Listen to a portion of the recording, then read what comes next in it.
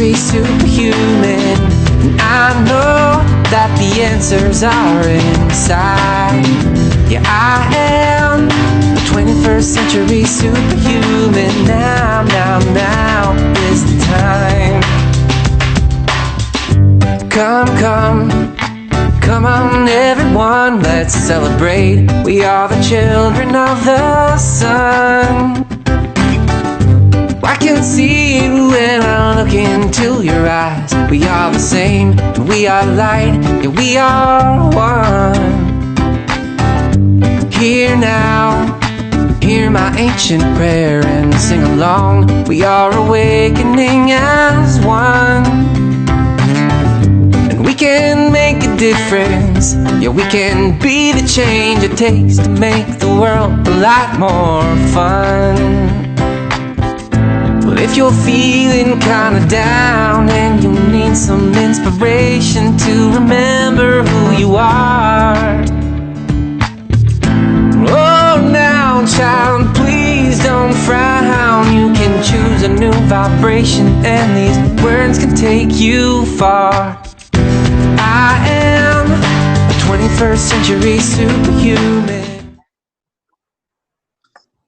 All right, welcome to our first feature show on Bridge to Paradise on Expanding You and TCN Network. We are doing shows with guests now, which we're very excited about. Did you want to say something, Cary?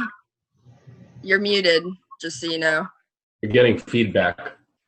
Yeah, that's probably Ken. Now we're, yeah, he knew it. Okay, you're muted, Cary, if you want to say something. So we actually lied to you guys last Sunday and told you we're going to be doing feature shows on Monday nights, but we switched the time up on you. We like to keep you on your toes. And so we think we're actually going to start doing them on Fridays, Friday mornings Eastern time, so we can get more into the primetime slots for Europe and Eastern Europe and the East in general. So we get a little bit of everything for everybody. As always, can catch us in the archives though, and we'll talk about that later. But first I'm going to introduce my co-hosts Cary and Ken, which you guys should know by now because they're always with me. And then we have a really special guest that I'm very excited about, talking about one of my favorite things on the planet, which is language. And I'm going to let Cary introduce him because they are very good friends, and I couldn't do it as well as she could. So take it away, Cary.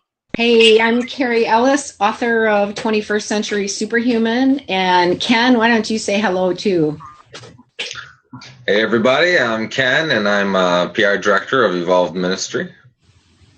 And Ken and I taught together the last few months, and we've been having a really great time doing Jedi trainings and getting the 21st Century Superhuman info out there. So these guest shows that we're doing are to showcase somebody who's doing work on the planet to help us activate our 21st Century Superhuman potential. So in the middle here, we've got Dr. Michael Ryce, who is a longtime friend of mine. We've been friends like, I don't know, 3 decades or something like that, quite a long time. Similar paths. We've had a lot of the same training, but Michael started out years ago being drawn into a document called the Kirastar manuscript, and it's one of the oldest known copies of an ancient Aramaic document. I'll let him tell you about it. But I feel really privileged to have been involved in Michael's work. It's made huge transformations in me, and I have the book 21st Century Superhuman, the mind section, covers a lot of the kinds of things that Michael talks about. So we find his work foundational to a lot of what we're doing. My life has changed, Ken's changed. We'll share that with you a little bit. Cami has as well, as a result of knowing this work. So Michael, why don't you go ahead and just share a little bit about who you are, how you got involved with the Kirastar manuscript, and why Aramaic is so important. Well, my name is Michael Ryce, and I'm the author of a book called Why Is This Happening to Me Again? And What You Can Do About It. And the book is a free download from our website. It's actually out of print right now, but it's a free download from our website, which is whyagain.org. And it comes out of the first century Aramaic language. In our culture, we're told that the ancient scriptures, at least the ones best known in the West, are based in Greek, and they are anything but based in Greek thought. You know, if the original authors of those texts showed up in the average place where they're talking about the scriptures, they'd all say, that's all Greek to me. It's like, it just doesn't, most of it doesn't make any sense. When you go to the first century Aramaic language, all of a sudden, everything starts to make sense. And there are so many mistranslations. I like to do a little introduction where I set a scenario. Imagine that you, whoever you are in the audience, you are the best translator, let's say Russian into English and English into Russian in the world. And, in a couple of weeks, I'm going to be in Miami doing a week of workshops at a center there, and a place called Universal Truth Center. So let's imagine we hear from a man from Russia who wants to come over to the workshops, and you're living in Miami, and I know you've got an extra room in your house. I say, hey, how about you pick this guy up at the airport when he flies in and translate for him, because I don't speak any Russian. And then, maybe you can drop him off at the airport at the end of the week. You're all excited. Hey, I get to speak my favorite language and hang out with somebody that speaks it as a native tongue. And so we spend a week together. We have lunch once or twice. We go to dinner, and we just have a blast with this guy. It's a great week. And at the end of the week, when you're getting ready to take him back to the airport, I say, well, would you just let him know that I think he's really cool? And you turn to him in your best Russian and say, Michael thinks you've got a low body temperature. You translated my words perfectly. You didn't say a word about what I meant, but you translated my words perfectly. The Greeks, they had some awesome translators, and they probably translated many, many words perfectly, but most of it doesn't mean what was said, because the Aramaic language is an idiomatic language. And if you can't translate an idiom, you've just got to know what it means. So if I say you're really cool, in our culture, you know exactly what I mean, and I'm not talking about your body temperature. So the Greeks came into the Aramaic. So what does an idiomatic language mean, Michael? Idiomatic language means there are a lot of idioms in it, just like you're really cool.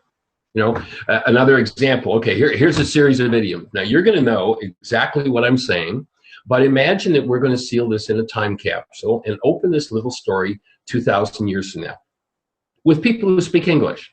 We're not going to go through, what the Aramaic has is Aramaic to Greek to Latin to Old English to modern English. We're just going to go from language to language. So I'm going to describe my day at work. Here's what an idiomatic story would sound like. I went to the office this morning and I found myself in a pickle with my boss, and she canned me. I went to my desk and started to clean it out. I had to go to the can. I came back, finished cleaning out my desk, got home. My wife was in the kitchen canning, and I said, help me if you can. And I said, I can.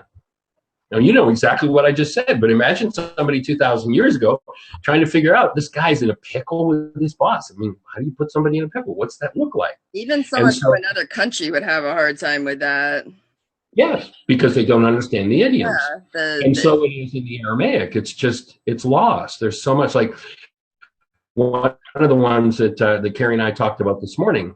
There's a certain set of words that have been translated by the Greeks as the kingdom of heaven, which of course is some unattainable state that they pretend is off in some place in the sky, and you're going to go there after you die. If you go to the Aramaic, Yeshua says, hey, if somebody tells you it's over there or over there or over there, don't believe them. It's within you. And the words that have been translated as the kingdom of heaven mean the community of love.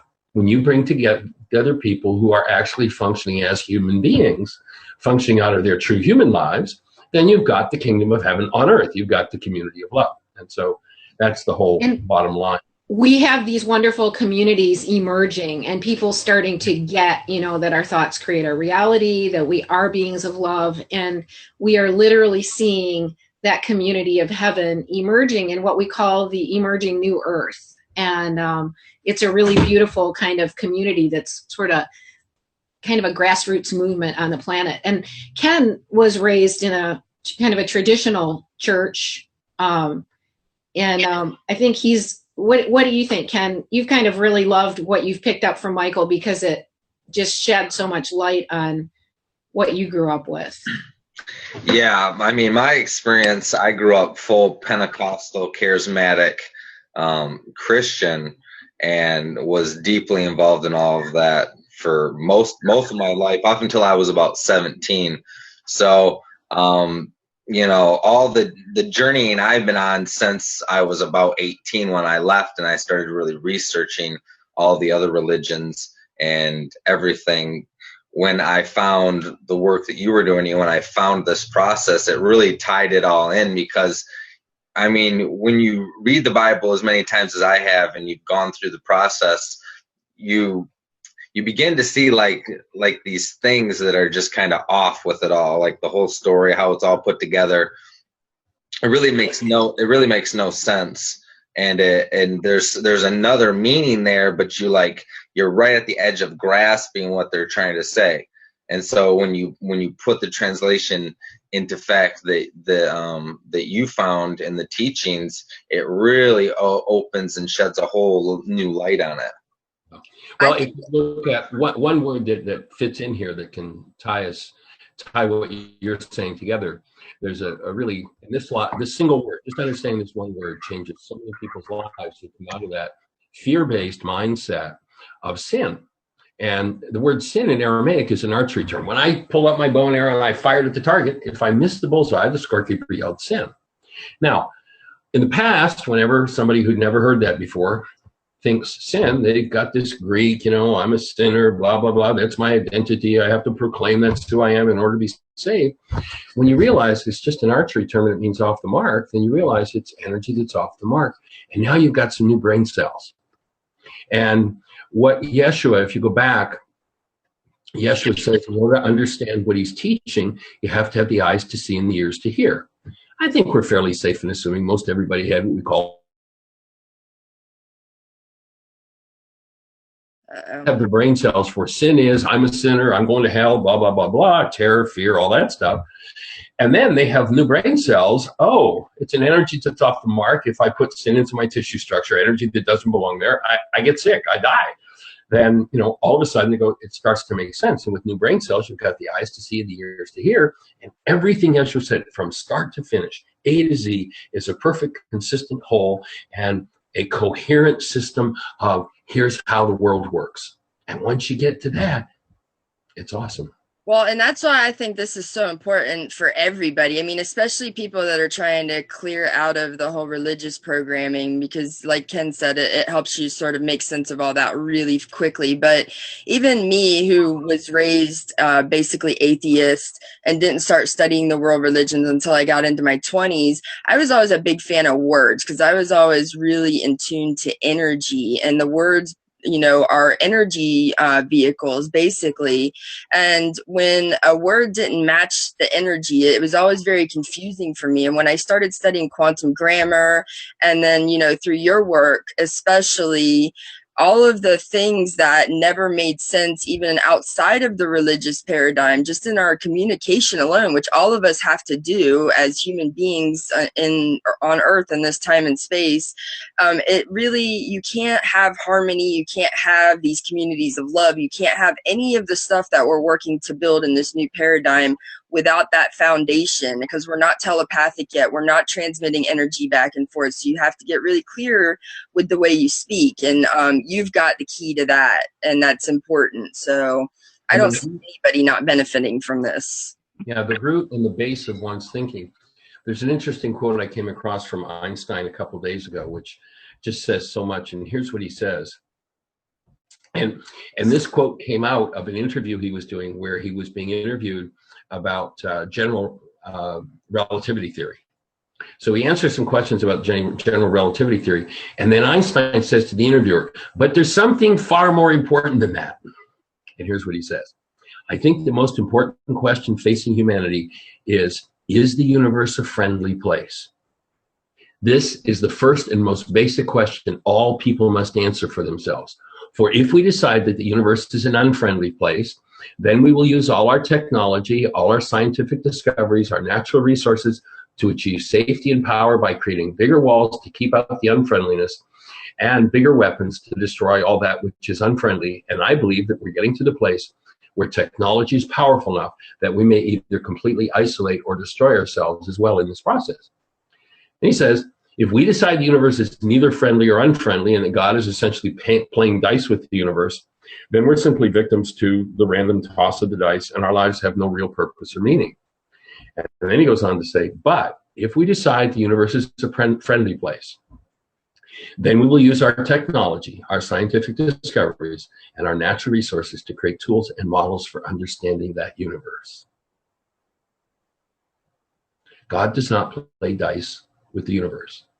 And here's Einstein saying, your decision will determine how you experience your world. Well, fortunately, we don't have to take all the technology and all the in order to figure out how it works. If you go back to the Aramaic, the whole layout is there. Here's how your body works. Here's how your mind works. Here's how your relationships works. Here's how your genitals work. Here's how your growing of food. It just lays it all out. Here's how the whole energy system works. It is not a theological language. The Aramaic is not a theological language, although at least 6 of the world's major religions come out of it. It's a physics language. It's a physiological language. It's a psychological language. It's a genetic language. When we have the brain cells, the eyes to see and the ears to hear, all of a sudden it's like, oh, well, that makes sense. Imagine how the world's going to change when everybody's actually given the instructions on how to play the game. I mean, it's like trying to play Monopoly without the instructions. You can't win. Exactly. Yep. What's amazing is this is the language that Zoroaster and Buddha and Yeshua or Jesus all spoke in, taught in, and it literally contains the information to tell us how to operate appropriately in this world. Michael, I've heard you say a few times, if you change a culture's language, you can destroy the culture too. So I guess tell us about that after you tell us about the Aramaic. Yeah. Well, I was just going to say that we're not sure the Buddha actually spoke Aramaic, but the root of the Buddha's language was Aramaic. You know, the culture, the travel from the Middle East down into the Indian subcontinent, brought the Aramaic language with it, and out of that grew the whole Indian culture. But the key in understanding it to me is that, again, without the brain cells, none of it makes sense. With the brain cells, the community of love, the wages of sin is death, some theological threat, God's going to get you. With the set of brain cells that come from fear-based thinking that the universe is an unfriendly place, and especially the creator's out to get you. But then when you shift that and you go, oh, this is just how physiology works. If I put enough garbage energy that's off the mark in my structure, my cells are going to die, and enough cells might die, and I die. It's something I do to myself. I like to use the acronym SIN, self-inflicted nonsense. We do it to ourselves. And so one of the most basic things is determine who you are. Who are we? And, of course, you've heard me ask this question dozens and dozens of times. It's the opening question of our main workshop, Why Is This Happening to Me Again? And we'll ask the question, how many have ever held a newborn? And put in a single word, describe for me in a single word the essence of your newborn. Everybody's answer. I mean, we've asked the question of tens of thousands of people all over the globe. Everybody's answer is always some variation on the theme of love. Why? Because everybody knows what human life is. It is love. And then we come into the game and the world starts to put its thumbprints on us. Its hostilities, its fears, its griefs, and its rages. And those energies elicit from our genes frequencies that aren't human. And by and large, human life has pretty much been disappeared from planet Earth. There's not much of it left. And so we have most of the people that we see walking and talking do not have the active presence of love in them. Therefore, they don't have a human life in them. They're automatons, and it's non-human. To me, the idea is, and the whole idea of first century Aramaic forgiveness and why I've dedicated my life to that, is because forgiveness is how you go in and remove what never belonged. The controllers of the game don't want you to remove what they have purposely placed in you to keep you unconscious. So forgiveness became, by the Greeks, oh, you did something really terrible that caused all this pain inside of me, but it's okay, I'll forgive you. I'll let you off the hook for what's happening inside of me. And of course, I can let you off the hook for what's happening inside of me till the cows come home. That's not going to change what's happening inside of me. If we substitute the word remove for forgive. Whenever you think forgiveness, to get out of the brainwash of the culture that keeps people in their trauma, think remove. So if I'm in turmoil and pain and I'm not experiencing my human life, if I have first century Aramaic forgiveness and I know how to do it, then I'm going to go inside myself and remove that non-human part of me and throw it out. Now, being free of it, I have a more, I have more possibility that I'm going to get to live out of my human life, which is what everybody wants to do anyway. You know, from the word go, everybody wants to live there. So, Michael, it sounds like what you're saying is that in general, our thoughts that we're carrying around from our generations are creating conditions within ourselves as far as the level of our health and our cellular health goes, and in the world around us. How does that work? And what does building the brain cells mean? Well, if I go back to the first century Aramaic language, and I look at this, the opening words in the book of John, we're told it says, in the beginning was the Word, and the Word became flesh. In Aramaic, it doesn't say that. What it says is, in the beginning was the mind energy, and the mind energy became flesh. So what I engage in the way of thought literally becomes my physiology. So that was what the physiologist Yeshua was saying 2,000 years ago. Now, come all the way forward, there's actually a video we carry in our product table that's called Mind Body Bioenergetics. There's a 1-hour interview with myself and at the station in New York, and there's a 1-hour interview with Bruce Lipton. And what Bruce Lipton is showing, you know, cell biologists are showing, is that when you think of thought, that thought becomes a molecule, neuropeptide, circulates around in your structure until it finds a cell with a receptor site that matches, and then that neuropeptide locks onto the cell. Now, what we're told is when it locks onto the cell, what the cell biologists are saying, and I think it's just a little off, the cell biologists are saying that then the cell replicates the neuropeptide. But actually what happens when it locks on, if I turn my hands around, you'll see that my fingers are inserted. And so I've actually inserted the energy of that neuropeptide in the cell. And with my limited senses, I call that little inserted part chemistry. And I think the cell's replicating, but actually the neuropeptide is actually landing on the cell and inserting itself and become part of the instruction set for the cell. If it's based in hostility, fear, hate, rage, guilt, grief, pain, and trauma, then the cell starts to fail, starts to dysfunction. The cell is designed to be, as we are, designed to function, being plugged into love. If I don't have the brain cells for that, when I talk about building brain cells, I'm not talking about building new physical structure. I'm talking about the fact that every cell in your body, or so-called body, is designed to store information. And so the mind functions throughout every cell in the structure, and where I store information, I'm building brain cells. So it's not about new physical structure between our ears, it's the capacity of every cell in the structure to hold information.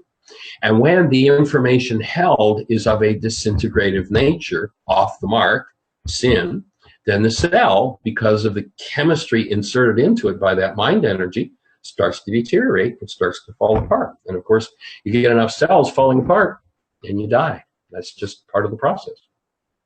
And when you start forgiving, that is learning how to access the neuropeptide that's stuck in the cell, and you learn how to access it and pull it out of the cell and remove it, the cell's alleviated of the burden.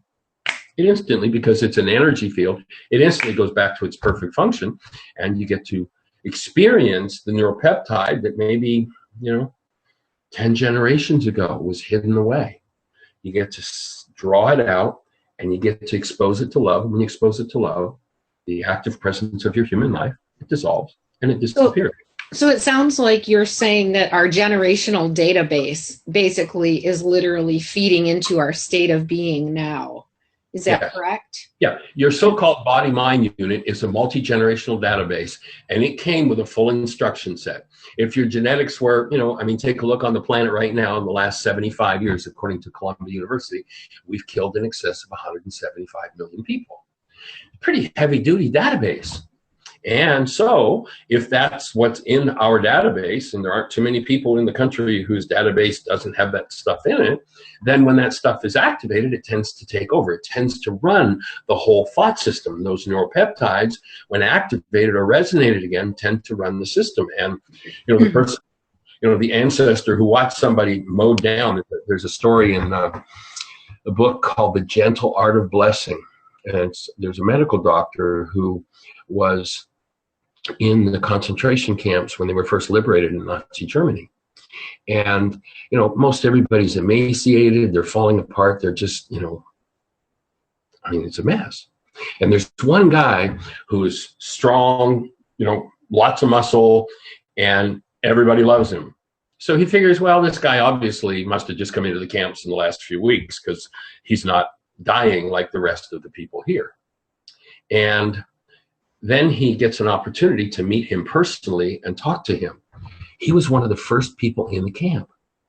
He was a lawyer in Poland, and the Nazis came into the town in which he lived, and they literally lined everybody in the town up against the wall and killed them, including his wife and 4 children. He was multilingual and a lawyer, so they wanted him. He begged to be killed, and they wouldn't kill him. And he told this medical doctor that when he watched his wife and his children being murdered by the Nazis, he made a decision. And the decision was that as a lawyer, he had seen what hate had done to people. And he decided that he was not going to go that path. Nothing to do with religion or theology or spirituality or anything else. He had just seen what hate did. And he made a decision that he was going to love. And he was 6 years in these concentration camps, and as healthy as anybody outside the camps, the only person in the camp with that kind of health. When we're plugged into our source, we are designed literally. I'll oftentimes ask the question in the workshop, how many have got a device in your home, your office, your car, your shop that when you unplug it, it works really well? Like, there's no such device. I've had people who say, on my cell phone. So I can unplug it and it works. Well, let's pull the battery out. Let's pull this power supply, see how it works. Nothing works without a proper power supply. The human cell, the human mind, the human physiological device is designed to be plugged into love. When it's disconnected, it doesn't work. It's not human. Take a look around what's happening on the globe. And fortunately, from more and more places and more circles, human life is showing up. People aren't talking words about, I'm supposed to love my neighbor. People are functioning as human beings, as love. That's the difference of night and day. You take someone who has as its base, the base of its mind, as Einstein said, the decision that the world is an unfriendly, terrible place, and then you tell that mind that it's supposed to function as love, that it's supposed to love people, then it will effort loving people, but at the root of its mind's output is insanity, hate, fear, rage, guilt. When you start forgiving that, then you find out that it's not about loving people. Actually, I suggest to people you never love anybody or attempt to love anybody ever again. It's a mistake. Again, Vladimir Lenin says, change the meaning of a culture's words and you can destroy the culture. When you get people believing that love is something they do to each other, they'll do all kinds of effort, but it isn't what we do to each other, it's what we are. It's a noun, it's not a verb. You tell people to go out and verb each other, and they live in hostility or fear, they'll say all kinds of nice words about, I love my neighbor. Look, I went out and I worked at the food bank. And boy, did you see that SOB and how long his beard was and what kind of clothes he was wearing? It's like, no, we've got to function as love. It's got nothing to the command to love in the Greek translations, to love your neighbor had nothing to do with your neighbor. To love the creator, nothing to do with the creator. It was about maintaining, actually the word that was used has been translated as love is the word Rachma. And Rachma is the filter in the frontal lobes of the brain that is a gateway for bringing human life into the human form. If the gate's closed, and it's closed by the activity of hostility and fear, then you can tell that person to love as much as you want. There's no noun love in them, therefore they can chatter words and mouth words, but the actual presence of love isn't there. When you forgive what blocks the love, when you start activating this filter Rachma, then people function as love. Becomes a whole different game. And that transition in between moving from what you're describing is basically an ego state of being egocentric, where we've been programmed to, you know, be driven from this survival, fear, judgment kind of energy, versus a soul-centric kind of consciousness, where you're driven from pure inspiration and pure positive energy. That in-between place, though, that bridge, which we love, you know, we love minding the gap and getting people across the bridge on this show, gets a little tricky for people, because once they lose that motivation, you have to go from ambition to inspiration. And that's kind of hard for people who have been using that as their energy source their whole lives. The tools. Yeah. So do you have any practical advice for people on how to move into this love place without losing, you know, it's hard to function in 3D when you're in that space, because 3D is so not driven from that space. I'd love to hear your thoughts on, you know, navigating all of that, because that's about what we do on this show all the time, is try and give people tools for that kind of thing. Well, it's all about waking up to who we are and functioning as who we are. And so the first order of business is to recognize that forgiveness has nothing to do with me letting you off the hook. Forgiveness is how I change the content of my mind. So if I'm brought up in an hostility and fear-based culture, and they're actually in that hostility and fear-based mind, there are two places to live from. There's what I like to call driven, and that is the internal energies that are put in. People are trained through fear. A lot of religious training is fear-based, and you got to do this for you, and you got to do this, and it gets pounded in, and so people fall into a state called propitiation. And it's kind of a weird word that isn't used very often, but T.S. Eliot had a poem that helps me to remember what propitiation is, and he says, "It is the highest treason to do the right thing for the wrong reason." So we have all kinds of people that went, you know, I had it pounded into me when I was a kid. I had to speak nice to people. And so I do it. I do the right thing. But underneath it is my rage and fear. So every time I speak nice to people, I create the disease of rage and fear. As opposed to doing the right thing for the right reason, understanding who we are. Oh, I speak nice to people because I maintain a condition of love in my mind. I maintain my human life. And human life embraces and cherishes people. It doesn't do what the hostility and fear-based mind does. And so understanding how that works, and the fastest way, the best way I know to get this filter Rachma active in the mind is to tap into the birth of a newborn, the holding, the first time one held a newborn. And what happens when you tap into that space is that instead of words and intellect, what you have is a direct experience, and that direct experience tends to open that filter. For people who don't have a newborn experience, I love to share mine. I got to catch my two children at home. They were birthed at home, and when my daughter was born, her head delivered into my hands, and people say, well, you know, baby can't focus for several days. My daughter focused with laser eyes into my eyes and grinned at me. And that just literally, it was several years later, my daughter's now in her 30s, it was several years later that I learned that one of the goals of some forms of Buddhist meditation is to get to a state of no mind. My daughter put me there like that. And I realized, that was one of my first deep experiences of the opening of that gateway. And so by holding a newborn and then looking into the newborn's face, literally making eye contact, imagine you've got that newborn there, making eye contact, and as you make eye contact, smile at the newborn. And in that smiling, allow the energy of your smile to flow up your face to the frontal lobes of the brain. Rachma engages.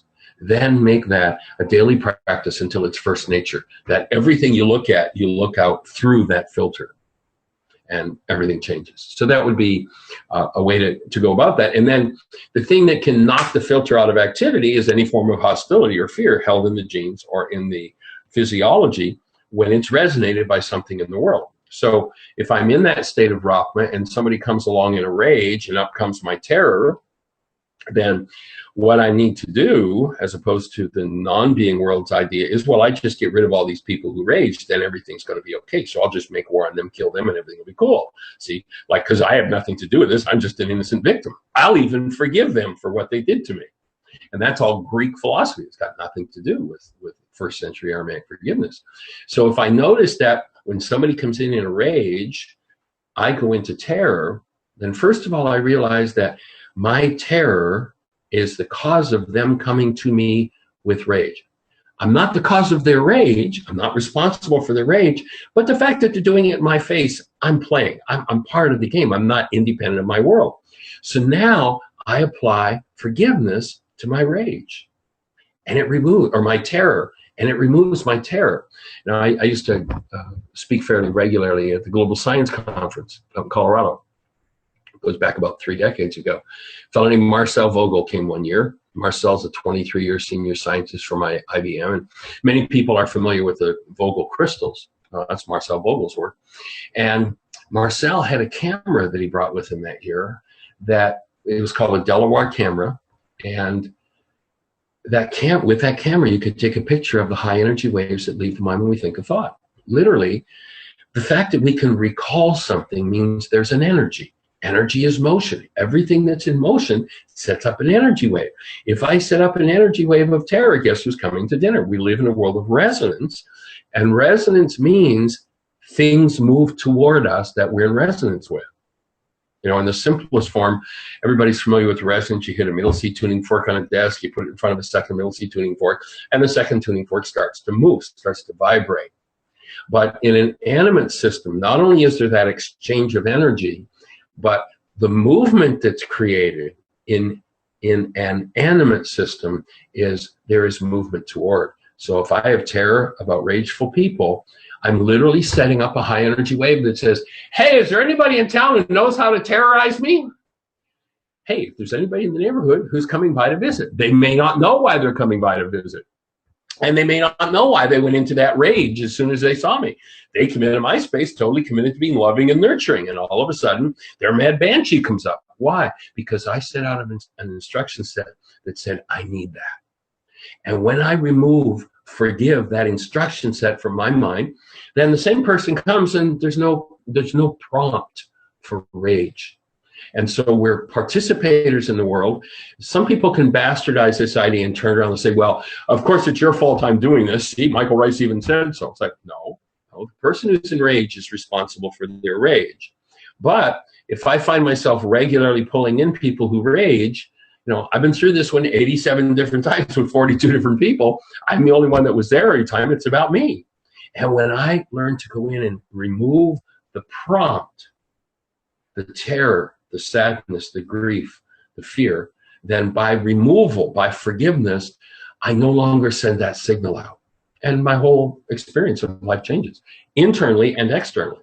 No doubt. I've experienced this myself when I started removing this stuff within me. I went from, you know, having people just strangely act out in traffic against me for no apparent reason. Like someone would just drive by and flick me off. I'm like, what was that about? To I have nothing but pleasant experiences all the time, 24/7, 365 for as many years as I can remember now. Like I just don't have terrible energy exchanges with people, even though I just heard that they just blew up on somebody right before I ran into them. So I can totally testify to the truth behind all that. I did not know the mechanics, and I would love to study that camera more that you were talking about. Did you say Delaware camera? There's a Brit named George Delaware. I believe it's D-E, second word, L-E, W-A-R-E. I think but there's a link on our website to his information. I'll definitely check that out. It's amazing stuff right there. It's interesting. Go ahead and share what your website is too, Michael. Yeah. This is a camera that when you open the shutter, it doesn't take a picture of what's light energy that's bouncing off of the object in front of you. If you tune it properly, it's a tuned camera, then it picks up the frequencies coming from the object. So for instance, and people might say, oh, you know, this doesn't make sense, but think about it. from a point of view of everything's energy. If we listen to Einstein, Einstein says, on such things as matter, we've been all wrong. What we've heretofore called matter is energy, energy whose vibrations have been so lowered as to be perceptible to the senses. There is no matter. And so you could take this camera, tune it properly, put an acorn in front of it, take a picture, and you get a picture of an oak tree. That's so amazing. There's so many different kinds of sciences coming out now, from photography to quantum mechanics to, like you were talking about, the epigeneticists. They're all finding these same things. The wave to particle transition is being captured now in the scientific community. And I mean, I just love talking about it. So we're literally living, as we talk in 21st Century Superhuman, we're literally living in an energy vehicle. This is an energetic, a series of energetic patterns that are, we think we live in a body, and yet we're really made up of energetic patterns. Is that? And energetic patterns you could also think of as information. Is your information based in love or fear? And this is why the world as a friendly place or a dangerous place. Then, as Einstein says, that's how you get to experience it, because that's the pattern that sets it up.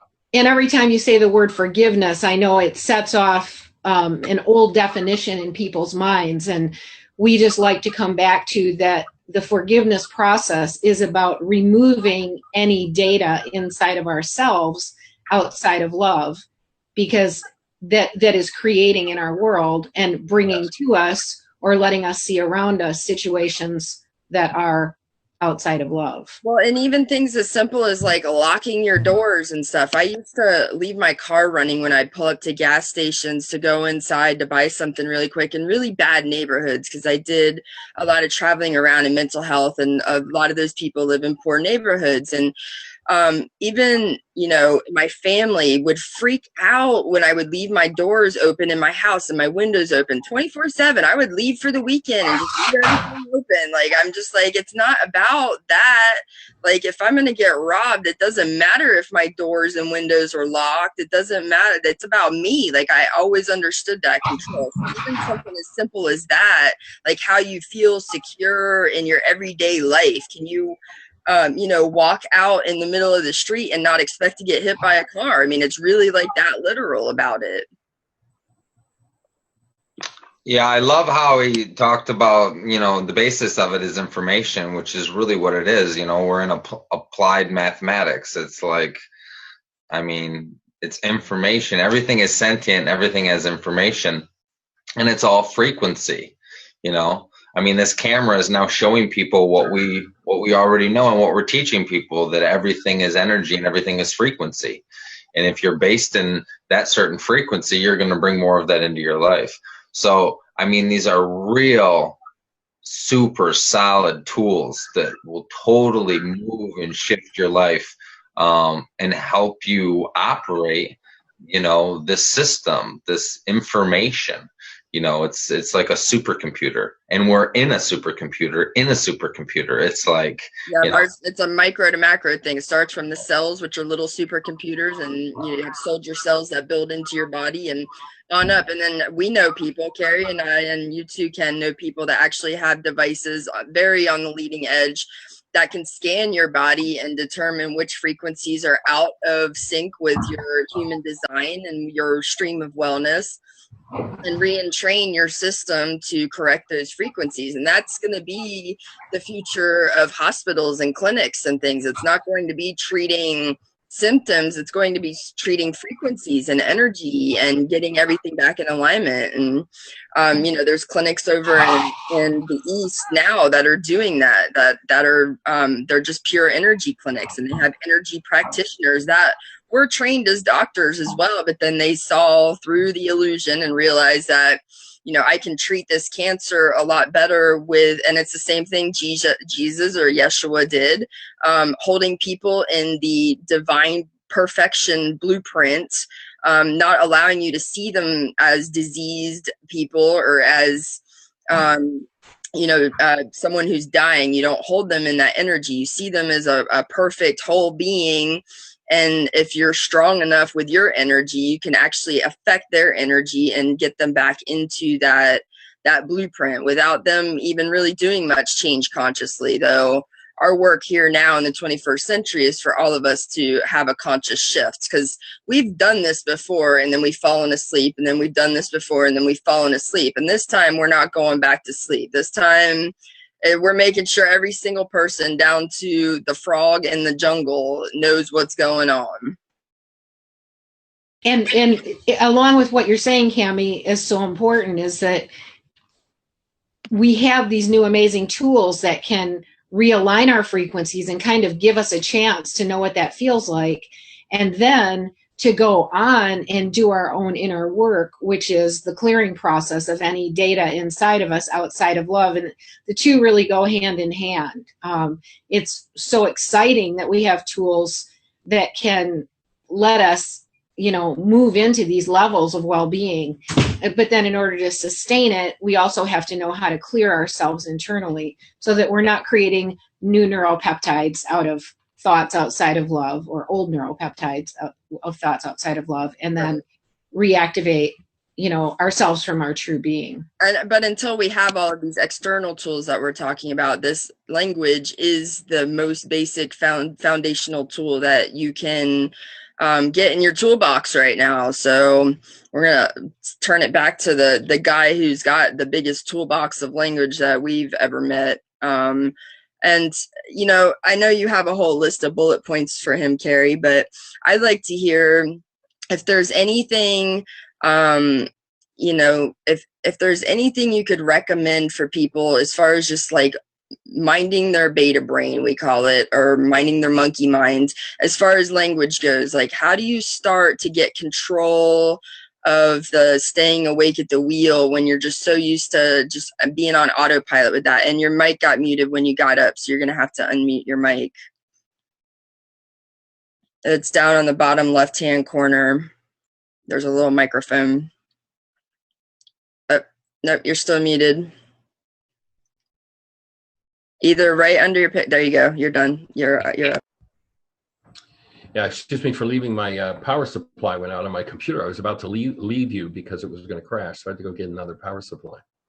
But you know, if we were in an intensive and you asked that question, I would turn to the board and I'd write the words I always do when I get a question like that, and it's all of the above.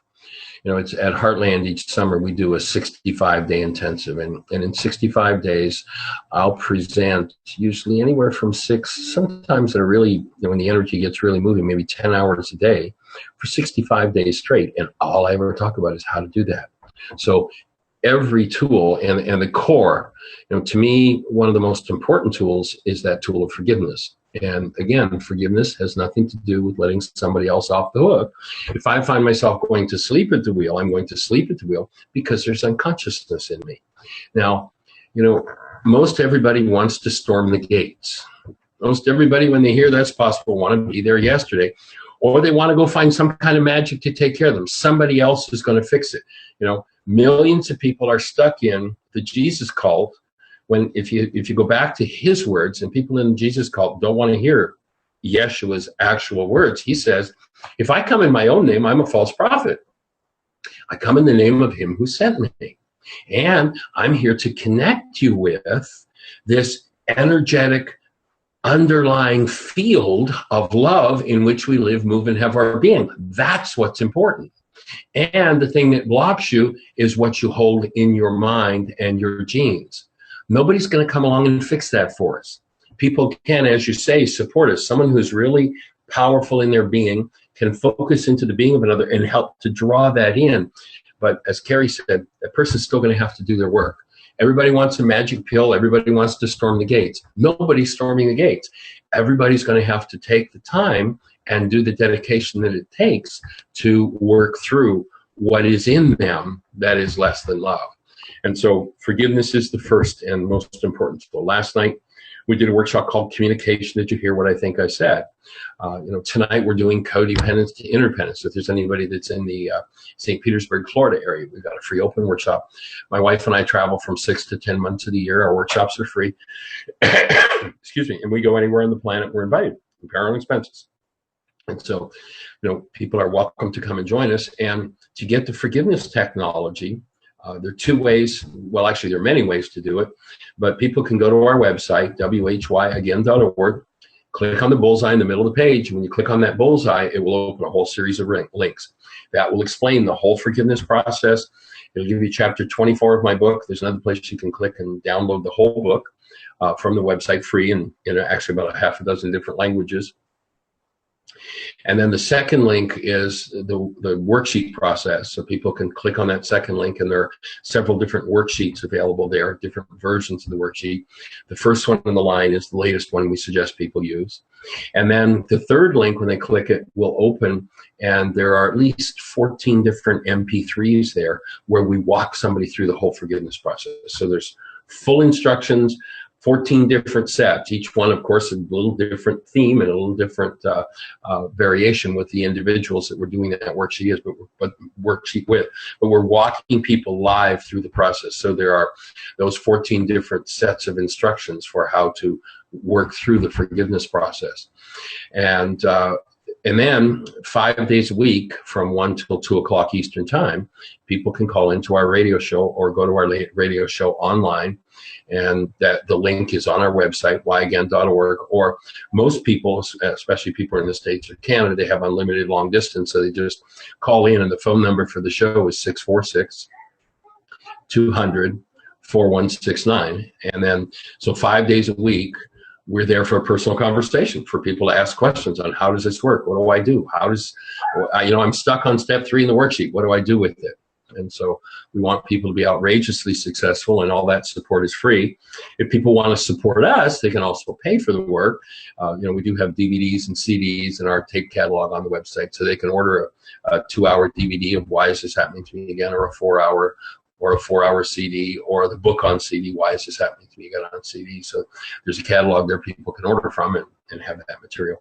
And then our radio show, actually, we're just getting ready to go into our 5th year. And so we've got, I don't know, somewhere around 1,000 shows, 1,000 hours of material, which is just like the conversation we're just having. That's what we do every day on our radio show, and answer people's questions from all over the globe. And so that's available on our website, and the archives are free MP3 downloads. And so there are lots of ways to get support for it.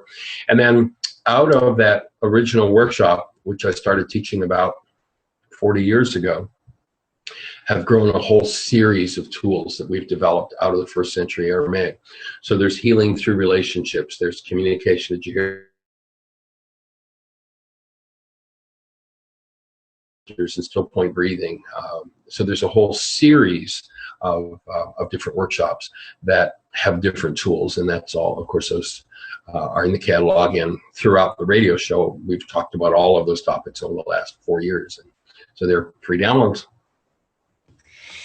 I'd like to just say, Michael, how amazing it is that, just to tell our audience, as long as I've known Michael, I consider him to be somebody with one of those minds that can go into such intricate detail on things and unwind it in a really extraordinary way. And because Michael was on this path of truth, he just kept going in deeper and deeper into the rabbit hole, as we call it. And it's amazing how you unwound this puzzle from the Aramaic. And I know that you had a whole panel of translators that you were basically moderator for. So they were going out and they would go out and agree upon a certain sentence or phrase or paragraph on the meaning of it. And then you began having these light bulbs going on in your brain as to what this meant, and realized the impact of this language and what it's teaching and carrying within it on our entire culture. And I have done literally thousands of Michael's worksheets, and over a several year period, listen to the radio shows, put them on my phone, the archived radio shows, and just listen to them for hours and hours and hours when I'd be walking or doing manual kind of work. And in immersing myself in this process has literally changed my neurobiology. I remember I used to be doing worksheets and thinking, wow, am I ever going to get to the point where this is going to change me? And all of a sudden, one day, I started realizing I was standing in a completely different position in relationship to life than I ever had been. And it's what really, one of the major things coming together with understanding the shift of the ages that made the light go on in me, that made me go ahead and write 21st Century Superhuman, which was a 500-page book and a kind of a profound download about where we are in our culture, what we really need to get to live as the beings that we were created to be. So all of that to just say, it's just so amazing to me, and I'm so grateful and excited, you know, that you continued down the path and you unraveled this puzzle from getting in touch with this amazing language. It's really a language of the quantum physics of our being. I think it's important for our listeners to know that happens. You become a 21st century superhuman by living on that love frequency that Michael's talking about. So the reason he's able to do these kinds of amazing things, the reason Cary was able to do the amazing thing with her work, the reason all of us are able to be and do at the level that we're at is because we're staying on that frequency. And when you're on that frequency, the guidance comes, the resources come, the soul intelligence just pours out of you. You tap into the greater expansive consciousness. Yes, for sure. And Cary, I want to just throw in one correction. I actually wasn't the moderator of that panel that was doing the translation work. That was my partner. His name was Dan McDougall. They called him Mr. Mac, and he's passed now. What my job has been in the process, you know, in order for the foundation to assert that it had an accurate translation, first of all, they had 25 translators. All 25 translators had to agree on the meaning of a word. And then the word would be taken into the laboratory, the classroom. And if it worked, then the translation was considered accurate. If it didn't work, then it wasn't accurate. It had to go back to the drawing board. And so my part was to take it to the laboratory, the classroom. And so that's what I've been doing for the last 35 years. And I just feel so awesomely blessed that I've gotten to work with the first century words of the man named Yeshua. And, you know, he wasn't a religious figure. He just knew how the whole game worked. Exactly as Einstein said, we will put our resources into understanding how the world around us works. And he had that down pat. And then the Greeks came along, and, you know, the Greeks weren't very much about people having liberty. You know, the Greek gods, they were a pretty heavy-duty set of dudes, you know, rape their own mothers, kill their own children, you know, all kinds of crazy stuff. So when you go from the mindset, you know, actually we're in St. Petersburg, Florida right now. We were up in Tampa last week. And about 6 years ago now, maybe a little more, maybe it's longer than that, the movie 300 came out. And Jeannie and I are movie buffs. We like to go to movies. That's when we're in intense travel, we take time and catch movies. And so the movie 300 came out, and we decided to go see it. And, you know, it just so powerfully speaks of the Greek mindset. You know, here's this young man who's destined to be a king, and he's 7 or 8, 9 years of age, and, you know, he's in his mother's home and embraced in love, and then his father decides it's time for him to be trained as to how to be a hero, and he's torn out of his mother's home, and in the next scene, he's pounding another 8-year-old boy's face into the dirt, and he's being molded into a hero, one of the 300. And that's the basic mindset of the Greeks. You know, listen to Einstein. Decide the world isn't a friendly place, and you'll build fortresses to protect yourself in, and you'll call the men who learn how to kill heroes. And the Greeks were the ones who took the original Aramaic and translated it into a lot of what backs up our modern day Bible. Is that correct? Yes. And if I put on a set of pink glasses, everything's going to look pink. Doesn't mean anything is pink out there, but my glasses make it look that way. You take that mindset of, you know, we take little boys at 8 years of age and teach them to pound the face of other little boys in and kill and slaughter and maim and do it by the thousands. And we call those guys heroes. When you put that set of glasses on, all of a sudden, you know, what does the teaching of a man who says, love those who hate you, do good to those who despitefully use you become? It becomes something it is not. Well, excuse me, we went from that movie, and there's an awesome IMAX theater that's right up over your head. And that day just happened to be, the timing was right, and Jeannie and I decided to do a double header. So we left 300 and we went to see the movie Mystic India, which since it came out, you haven't been able to buy it. And just the last few months, Amazon's been carrying it. It's an awesome film. It's a true story about a young boy. He's 7 or 8 years of age, and he's Hindu, and he knows why he's here. And he's here to be a master. And at about 8 years of age, he goes out his back door to the river. He knows that if he walks away from his house, the family will follow him and drag him back. But he knows what he's supposed to do. So he goes to this raging river and jumps in the river, washes downstream. Nobody can follow him. He gets out, and for 17 years, he walks around India and teaches people who they are. There's one particular scene that I remember where he goes to this village, and everybody's in terror because sunset is coming, and he's sitting meditating, and the priests come to him and say, "Come into our temple, we'll protect you. There's a man-eating tiger loose here." And this young boy looks at the priest and says, "Can your temple protect me from death?" And the priest said, "Well, no, of course not." And in frustration walks away. And the kid sits and meditates, and of course the tiger comes. And this is, true story. The tiger lays down and is docile at his feet, and there's no more man-eating happening. He changes the game. So this kid spends 17 years before he finally settles somewhere and is a well-known saint in India. And what clicked for me as those two were juxtaposed and we went from one to the other was, how different would our world be if the teachings of Yeshua had come through that filter instead of the Greek filter? Interesting. I'm just having this flash. The scrolls that I was led to in Peru talk about India carrying forward a way of living and being that is part of what is going to get us on the right path, or I don't know exactly, but they see India as kind of a light bearer in the world. And just explaining those two different stories, it kind of clarifies that.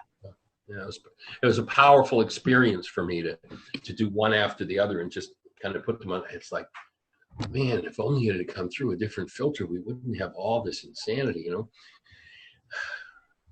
So we've got a modern culture that's been built around war, and it's been built around us carrying around blame, fear, rage, hostility, judgment, and control inside of ourselves because we haven't known the proper definition of forgiveness, which was to clear that content out of ourselves. Remove, yes. Think that the simplest way I've found for people to get it is, instead of thinking when someone says forgive that you're letting somebody else off the hook for what's going on inside of you, think remove what's going on inside of you and free yourself from it. And that's what forgiveness is about. And so if I interact with someone and I'm not able to maintain my human life, I'm in trouble. And people say, well, but did you see what they did? What they did was so terrible. They deserve my rage. Isn't that obvious to you? And I look and I go, I watched what they did. It was terrible. They deserve your rage. But that's not the question. The question is, do you deserve your rage? Because you get the original, they just get a carbon copy. And they may not be home for delivery. And so once you recognize that, it's like, I only want to engage in what I want to become, the chemistry in my cells. And that's all an inside job. Whatever somebody else is doing in the world, if I do that, you look at, there's an interesting way to look at the whole process that happened out of the Garden of Gethsemane. And in Gethsemane, Yeshua is told, he's been telling people eternal life is what it's about. And then he gets this guidance that he's getting ready to do his final exam and he's not sure he's ready. The big weekend's coming. And so he goes to the Garden of Gethsemane. He takes 3 of his disciples with him to hold the space. He's in there a few minutes and he's like, the energy's gone. He goes up to them, he says, and they're all asleep. And asleep not being, but unconscious. They're blotto. And he says, can't you guys stay awake for an hour? Can't you be the love that for 3 years I've been training you to be for even 1 hour? They're blotto. He goes back into the garden. We're told he sweats blood. I see that from a naturopathic point of view as a huge detox. He's cleansing his structure of everything that would kill him. He steps back out, and now we see the scenario that, is a replica of the world myth. And the world myth, according to the Greeks and everybody who's trained in that thought system, is the good guy kills the bad guy and is the hero. And, you know, everybody was introduced to that myth, usually by the age of 3, by someone who loved them dearly. They read them a story of a wood chopper and a wolf, and they started building brain cells for, there are good guys, there are bad guys, and good guys kill bad guys, and that's how you become a hero. And people who live in that world of good guy, bad guy, and hero, you know, the solution is to become a killer. And you look at how that's governed our world and how that's happened. So Yeshua steps out of the garden, and of course there's Peter with his sword. And Peter is going to be the hero. He sees the good guy, Yeshua, the bad guy, the high priest servant, and he's going to be the hero. So he up with the sword and goes after the high priest servant's head. Fortunately, he just gets in here, and I can imagine that Yeshua might have given him the look and said, you know, Pete, that's not what we're here for. And then he gives Peter a message that the world still hasn't heard. If this one message could be heard and understood as it actually is, he says, Peter, if you live by the sword, you will die by the sword. It's just as simple as ABC. If that's the energy you live in, as Einstein said, if you decide that it's a dangerous world, then that's the world you're going to get to experience. And so he gives that message to Peter, and then he functions as a human being, as love. What does he do? His archenemy is hurting. He's been injured. He had his ear cut off. He reaches over and he heals him. Now, other people who say, well, gee, Michael, you know, that doesn't look very smart. Did you notice that doing that got him dead? It's like, well, yeah, I noticed doing that got him dead. Did you notice they couldn't keep him that way? That's what he came to teach. He came to teach the power of functioning as a human being, of functioning as love, and even reaching out to the enemy in love. And when that happens, they can't kill you if there's no death in you. If there's no frequency of death, you can't destroy what doesn't have death in it already. And so forgiveness is about, how do I remove the death in me? What is death made of? Sin, energies that are off the mark, hate, fear, anger, rage, guilt, grief, pain, drama, trauma.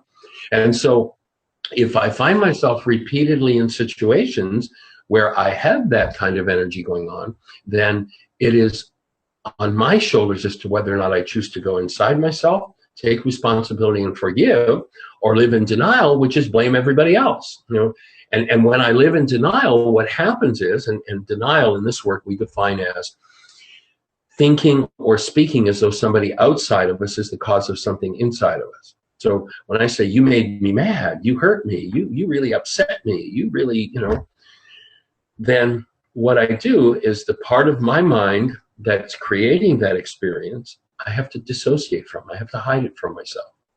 Once I've hidden it, I will create a picture where you're responsible for what's going on inside of me, and I am now cut off from the part of my mind that I need to heal. I can no longer heal that part of my mind. It's not mine to heal. It's like putting a piece of information in a computer and putting a password on it and throwing the password away. You can't get at that information.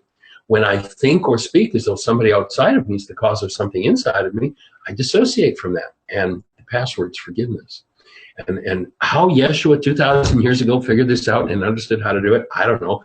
By meditating and tapping into the one mind. He did it the same way you're figuring out all you're figuring out. And you stay in the silence and the answers come to you.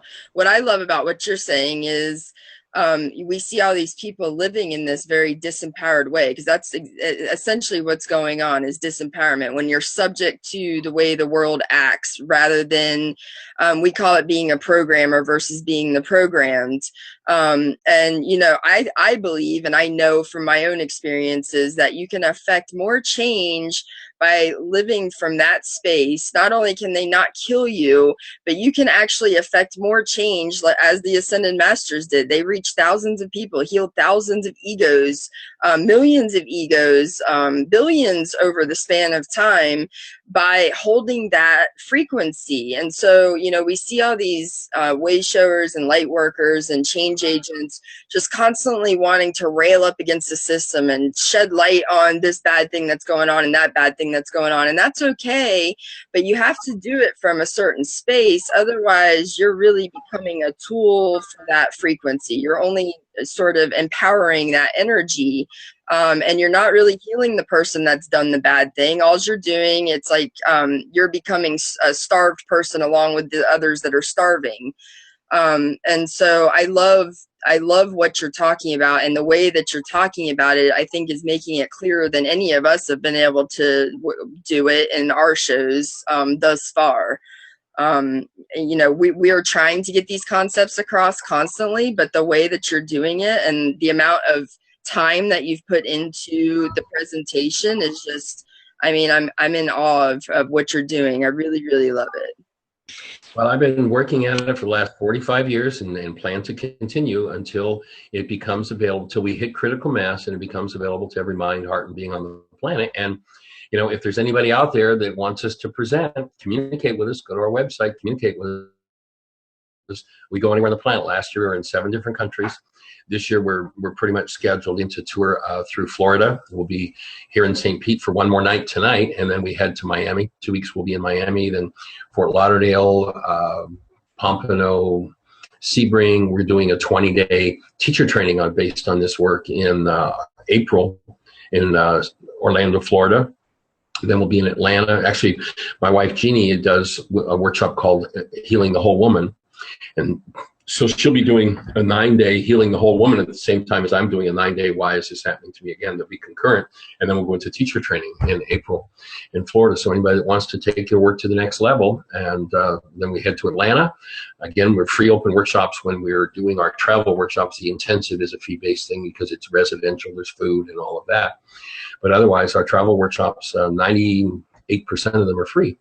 And then we'll be back at Heartland starting in July, and we'll be doing 65 days of workshops at Heartland this summer. And we do, you know, again, they're fee-based because, of course, you can't run a center without some kind of cash flow.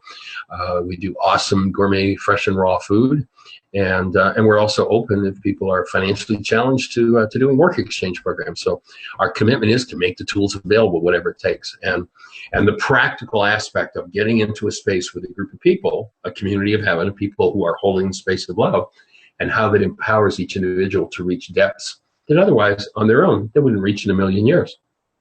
So that's what it's all about. Yeah, it's awesome. Awesome to participate and be part of that work that you're doing, Michael. And just the little conversation we were having previous to this about the how in the story of Yeshua and the crucifixion, that death could not touch him because he wasn't carrying anything around of death inside himself anymore. That's such I think a really vital topic to the ascension dialogue that's going on the planet right now. So many awake souls are in this journey, and knowing that we are going through a major shift internally, and that we have the ability to operate in the 5th dimension, in these higher levels of consciousness, accelerated heart frequencies. And the key, this is the critical key, is us removing everything from ourselves that is not of love. And when we have let go of everything not of love, and we are not carrying death around inside us, we do have the capability of just ongoing eternal life. And powerful, powerful, powerful, vital tool. Yeah, you look from the point of view of physics, and we know that everything is energy, and energy can neither be created nor destroyed. If everything is energy, then you must be energy. I must be energy. We all are. Then we can't be created nor destroyed. But we can engage in frequencies that don't belong in the system and cause the system to fall apart. And, you know, again, the wages of sin is death. Engaging in energies and frequencies that don't belong cause the system to fall apart.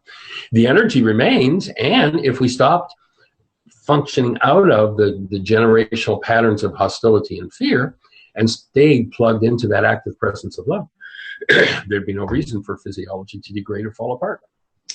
So because we are in the journey of the 21st century superhuman, and what we talk about a lot is mastery in this world, what is our daily walk of mastery, and what are some tools to help us accomplish that? We'd love it if you'd share with us about the 5 smooth stones of David, and how that applies to our walk of mastery, and how that transitions us into living more fully these principles that you're talking about. Right. Well, David and Goliath, that whole story is, again, a metaphor for human and non-human life. You know, the non-human world, as Einstein spoke about in that quote I read earlier, it wants to go out and spend on technology and weapons that will protect it and make it big and strong and impenetrable. And that's, in essence, the story of Goliath. Goliath's 9 feet tall. He's got swords and shields and spears and helmets, and nobody will go on the battlefield with him. He's just such a formidable enemy. And along comes this little guy, David, who is not even big enough to wear armor. He's a shepherd boy. He's never been trained in war. And he says, I'll go do battle with Goliath. And he takes with him 5 smooth stones. Now, you know, fortunately in this lifetime, are you breathing? What's happening? Go for it. What's happening? I'm not sure. Just getting touched. Yes. Something just popped and then. Yeah. Cool. Breathe with me. You did that to me earlier too. I was like, you're about to make me cry right now. I was just thinking that. I'm like, breathe, just breathe. Here you go, Ken. Thanks. Yeah.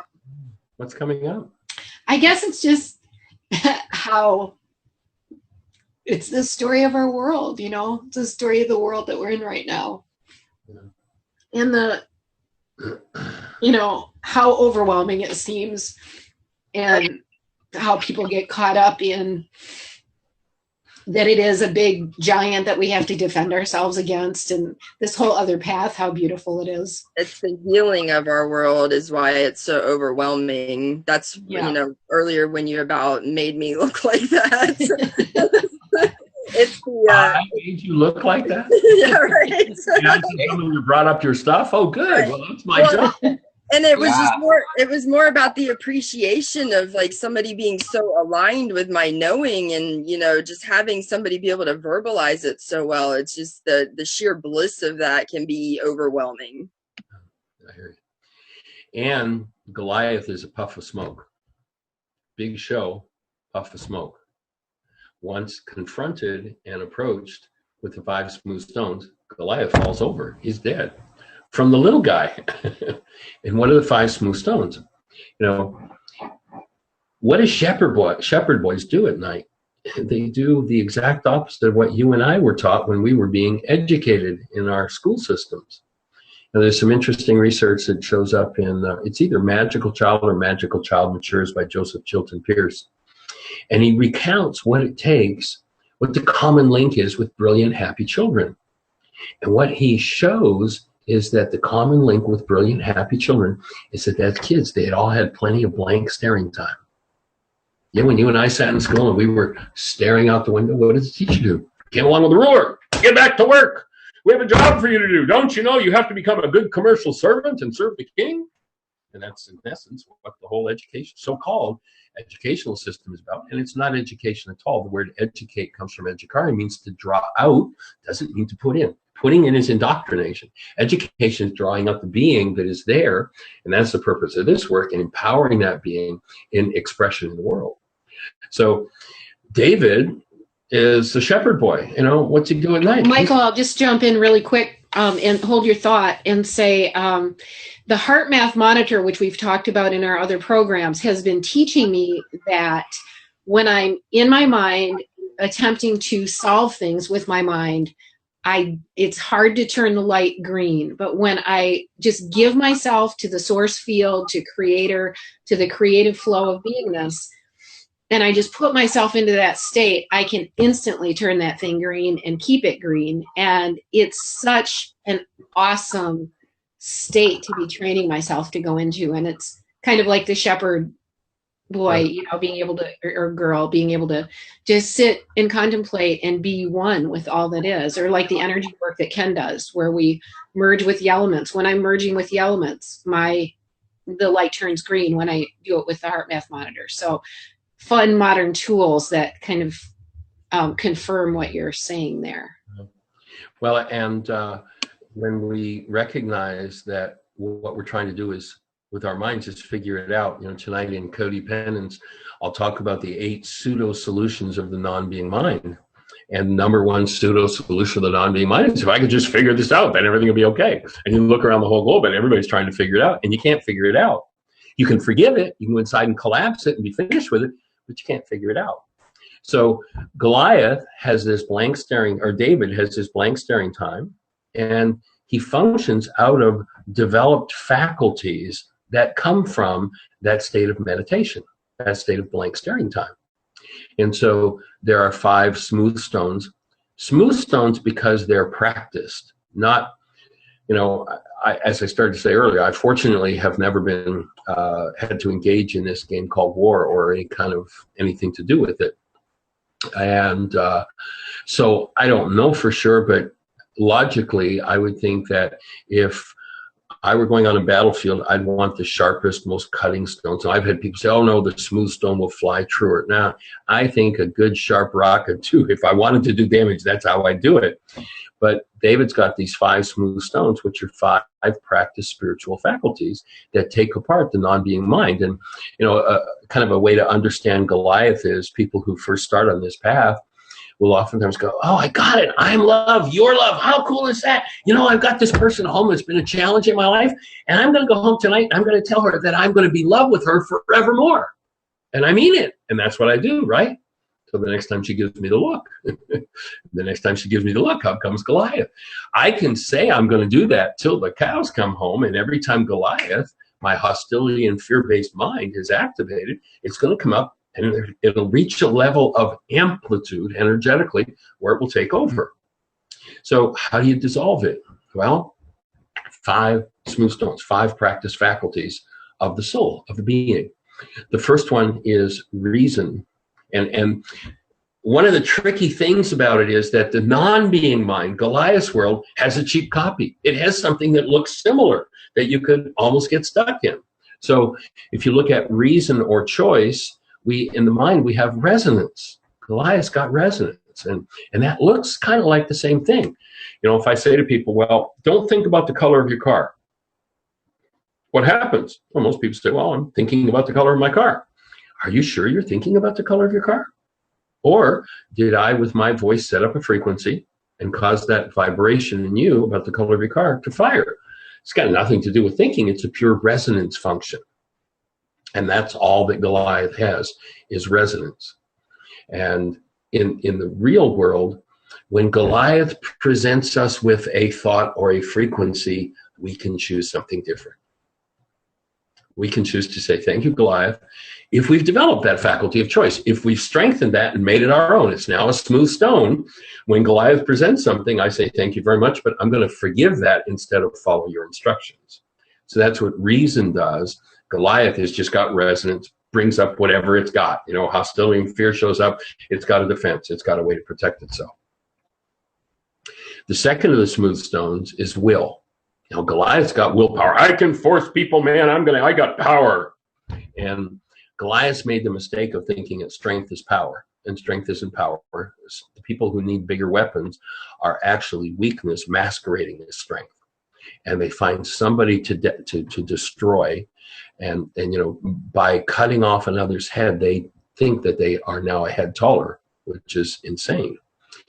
But will is a gentle, practiced faculty. We've actually spent a lot of time developing this set of tools. It's work we teach in our Laws of Living class. And will is the faculty of the soul which manages goals in the mind, and therefore manages the mind. If one does not have the faculty of will active, then that one does not manage their own mind, their mind manages them. And as Yeshua said, it's a despicable master. It's a great servant, but it's a despicable master, this mind. And so if one has a developed spiritual faculty of will, then they can manage Goliath. And Goliath is now the obedient servant rather than the master who comes up with the rage and the guilt and the fear and his vengeance and his violence. And where Goliath runs to show people are in trouble. And that's basically what's happening on just about a global scale. The next faculty is the faculty of imagination. That is, it's the ability to image in a new frequency. When I can sit in that quiet space and be receptive, I will be able to tap into things that I have no rational way of knowing. If you listen to Einstein, he said that 90% of, only 10% of his work was intellect. 90% was imagination. And so we have this faculty of, when we can stop being hypnotized by the Hostilian fear-based mind and looking down here in carbon-based memory in the past, and we can look up, we have a faculty with which we can bring in totally new solutions to everything. Every one of us is supposed to have that faculty. Now, do kings want you to have that faculty? No, that's why you got rapped on the knuckles with a ruler and said, get to work. You've got a job to do, don't you know? The king wants your services. It's like, thank you very much, I'll pass. Develop that faculty of imagination. And then, when we're available to the universe to be taught, there is our inner tutor, intuition. And if you think about, the universe, let's imagine it's a 500 billion piece jigsaw puzzle. And we know that from the ancient scriptures, they tell us that the universe, or that the creator, is omnipresent, everywhere present throughout the universe.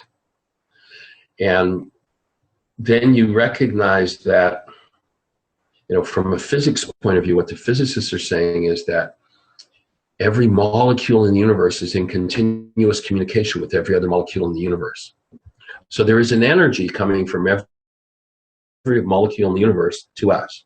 If we're stuck in our story, we actually had a songwriter, Heartland, back in the early days, and he wrote a song called Stuck in My Story, My Pain and My Glory. And most people are stuck in their story. And my take is that, for the sake of our analogy with a 500 billion piece jigsaw puzzle, is that non-humans throughout all of history have made up a story based on 5,000 pieces of the puzzle, and they're sticking to their story. And when we stick to the story that's been told by all of humanity, good guy kills bad guy is hero, dangerous world, got to protect yourself, got to have bigger weapons, got to spend all the the gross national income, what you don't spend on death care, you spend on weapons, then what happens is you create an insane society, which is pretty much what we've got.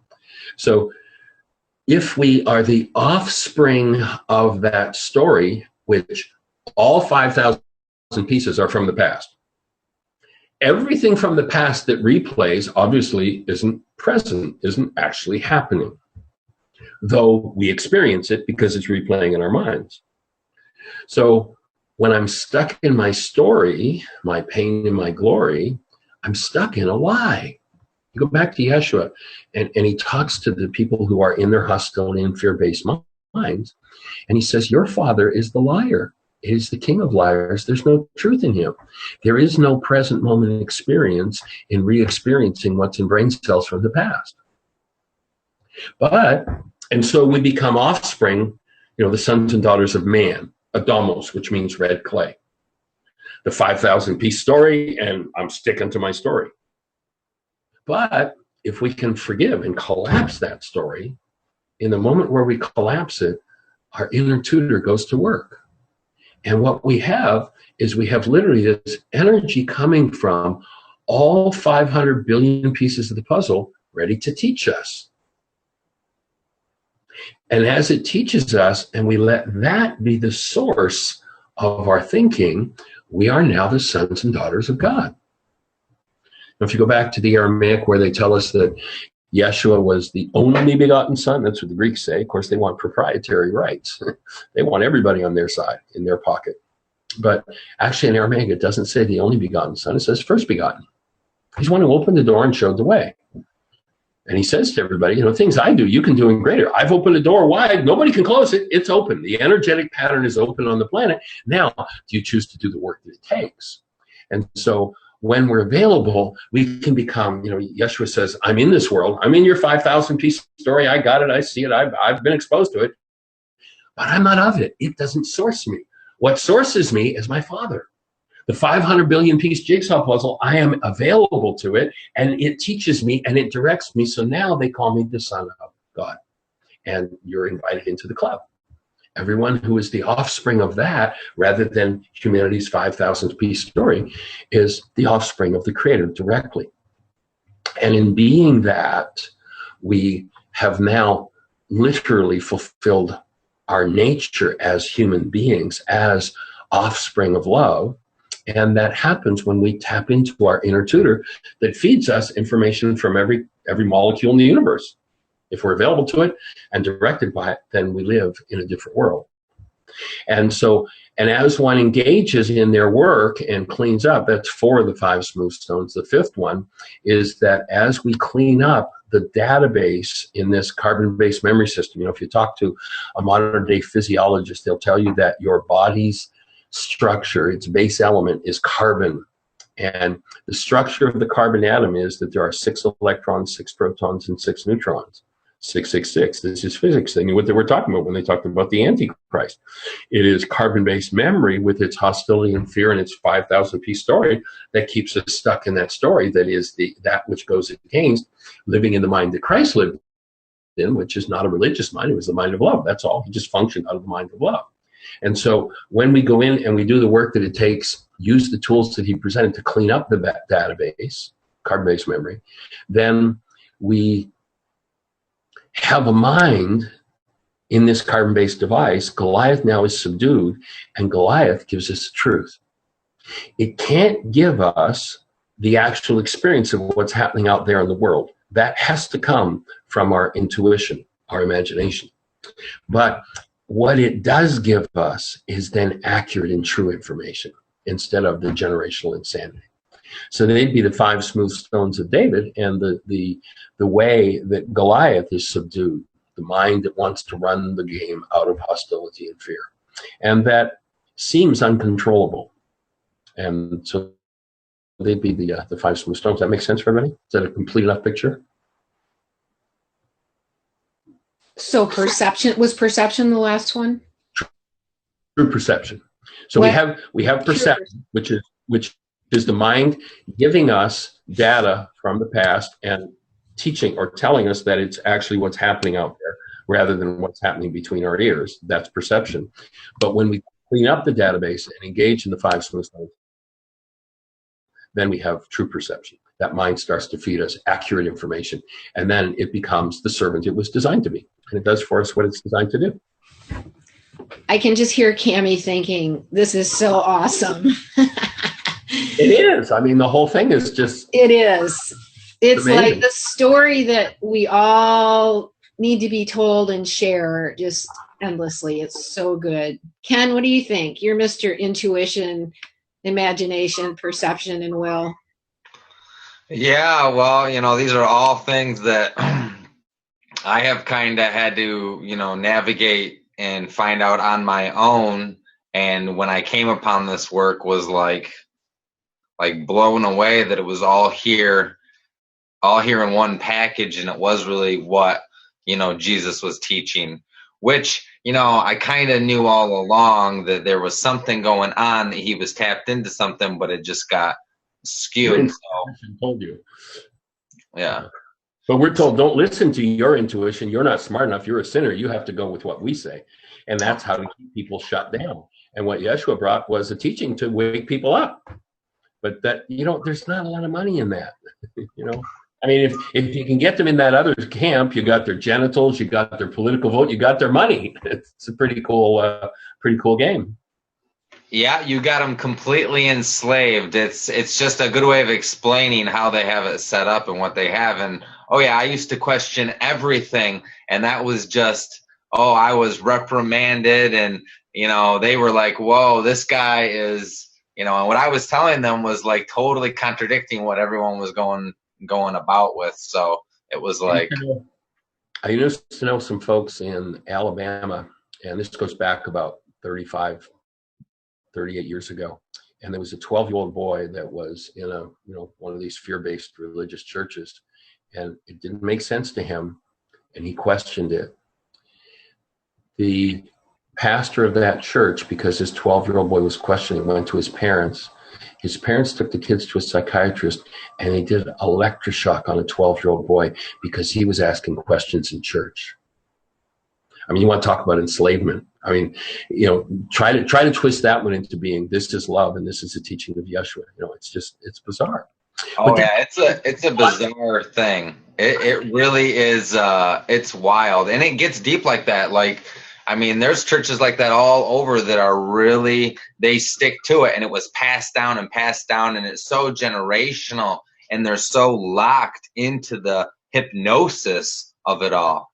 Yeah, that always baffled me, how they could be studying these texts their whole lives and miss that underlying message. Like, how do you spend every day, every week, one day, at least a week, 5 days if you're really devout, studying these texts, and even though they've been, you know, hijacked and scrambled up, I have read those things.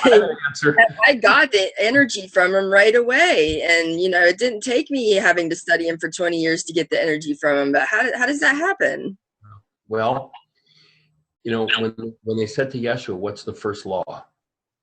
What he said was, "You must have Rachma for the Creator, for your neighbor, in order to maintain your human life." Now, the Greek translates, "You've got to love God, neighbor, and self." Not what it said. Aramaic is, you've got to have this condition, this filter in the frontal lobes of the brain. When you think of the Creator, when you think of neighbor, and neighbor means anybody that you think about, you got to maintain the condition of love in order to maintain your human life. And then he says, "For upon this hangs the law and all its prophets." If you don't have that condition, if you don't have that filter, then that's the filter of pure white light, and you look at the text and you see what's actually there. Everybody who puts a pair of glasses on with hostility and fear, there are two other filters in the frontal lobes of the brain. One of them is hostility, one of them is fear. So if you look at that text, you know what Yeshua was saying is, here's how you get to the law and the prophets. You have the activity of love in your mind. If you don't, then you miss that. I actually started working on a book, a new book called, at that time it was called 11 Most Important Words Ever Spoken. It was something I started out about, well, maybe 12 or 13 years ago, when I got the importance of that phrase that said, "For upon this hangs the law and all its prophets." What Yeshua was saying is, this is the protocol for understanding what's in this book. If you don't get the protocol, then you don't get to understand what's in the book. It's the I started working on a book, and if people want to listen, the first 2 chapters are complete, and there's an MP3 download that's free that you can listen to the first 2 chapters. And it starts out with Yeshua, and you know, it's kind of like my book, Why Is This Happening to Me Again?, where I'm speaking to a character. Well, in this book, Yeshua is speaking to a character, unidentified, and he starts out and he says, "You realize they killed me twice. First they killed my body, then they killed my teaching. I said, love those who hate you, do good to those who despitefully use you. But wrapped as they were in the commandments of men, they could not hear my words. It's time for my words to be heeded." And, you know, and then he goes on in the book to explain his Aramaic meanings. And until we get to that condition of Rachma, we'll look at that book and we'll see, we won't see what's in the book, we'll see what's in our brain cells about the book. Yeah, this is very true, because on my journey about a year ago, I was kind of coming into some senses, and all of a sudden I was like brought to read the Bible again. I was like, oh, I'm just going to read some of Jesus' text in here, and I saw them in a completely different light. There's actually a text in Matthew, I can't remember what chapter or what verse, but it says like, let the eye be single and the whole body be filled with light. Like something that was completely overmissed. I've read the Bible a few times, went to a full Christian school. I've read the Bible.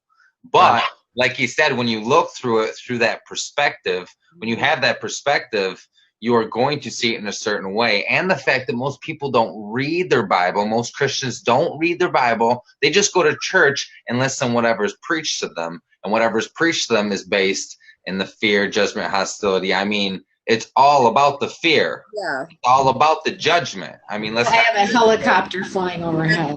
And that's why I was basically atheist my whole life until I actually read it myself in my 20s, because, you know, I was raised by a family that lives in love. They don't fight with each other. They don't do bad things to each other. They treat other people kindly, treat employees, whatever, with the utmost of grace and gratitude. And then I'd see these religious people acting all crazy and judgmental, and I didn't understand it. but I immediately got the energy when I read the Bible and all of the religious texts that I started studying in my 20s, and it was the pink glasses. Like, that's the perfect metaphor for what I could never understand how that happened. Well, most people have never read the Bible. Even the people who sit with the book and their eyes scan the pages, they are reading what their mind says about the Bible. Right. They don't read the Bible at all. Until you have Rachma, the content of your mind is what you're seeing projected on those pages. You know, like, for instance, The cultural and generational hypnosis. yes. You know, one of the examples I like to use, it's pretty crisp, I think, is, you know, you'll hear people today even say, well, you know, even Moses said an eye for an eye and a tooth for a tooth. My vengeance is you know, appropriate. And through a mind of hostility or fear, it sounds like Moses says, go poke out their eye.